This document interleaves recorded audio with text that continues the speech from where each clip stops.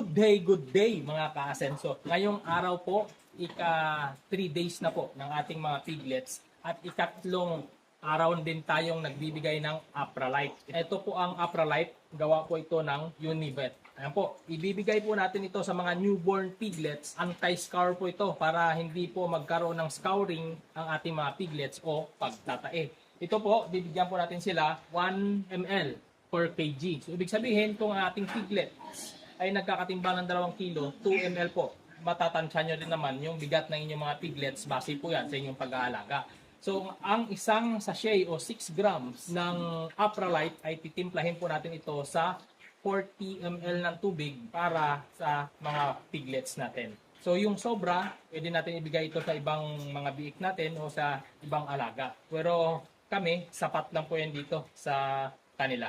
Ayan, titimplahin po natin yung ika 3 days. Last day na po ito. Pero kung ang inyong mga piglets sa ikatlong araw ay napapansin o nakikitaan ninyo na basa ang dumi nito, i-continuous nyo po ito hanggang sa 5 days. Ayan po, timplahin po natin.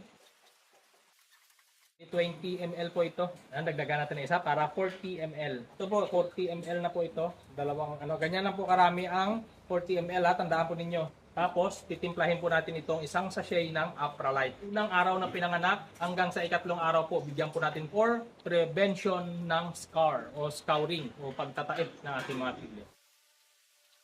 Tapos, i-mix po natin na mabuti yung talagang dilyot na dilyot para sigurado na mix well ang ating ipapasupak o sakling sa bibig natin mga piglets. I-mix natin, ito yung gagamitin nating syringe, medyo malaki nga po ito. Kung may 1 ml po kayo o 3 ml na syringe katulad po nito, ito po 3 ml kasi kung 1 ml mapapagod na kayo paulit-ulit. Ito nasa 3 ml kaso nabura na yung kanyang label.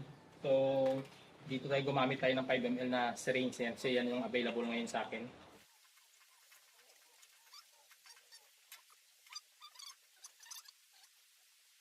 Ito po, last day na nito. Kaya makikita nyo, ang sisigla ng mga biik.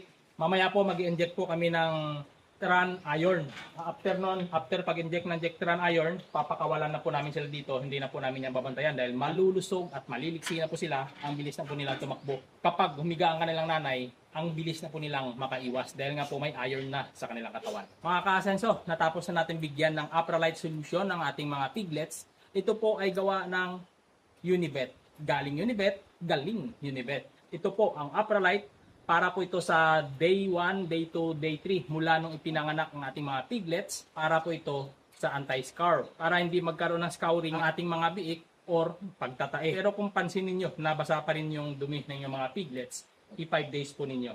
Ayan po, Apralite. Ito po yung Apralite. Mamaya po ng hapon o tanghali, mag-i-inject po kami dito ng Iron Jetran. May technician po kasi dito sa aming piggery, kaya hindi po ako mag-i-inject. Sila po mag-i-inject dahil yan po yung usapan namin. Sa kanila yung similya, sa kanila po yung pag-i-inject. Pero sa akin na po yung gamot, yan na po yung marami po kasing gamot dito na galing sa Battlecock at saka sa Univet. Yan na po yung ginagamit ko rito sa farm namin. Kasi yung gamot na ginagamit ng aming technician ay ibang brand. So yung brand na ginagamit ko ay certified lang po talaga sa gawa ng Univet at ng Battlecock.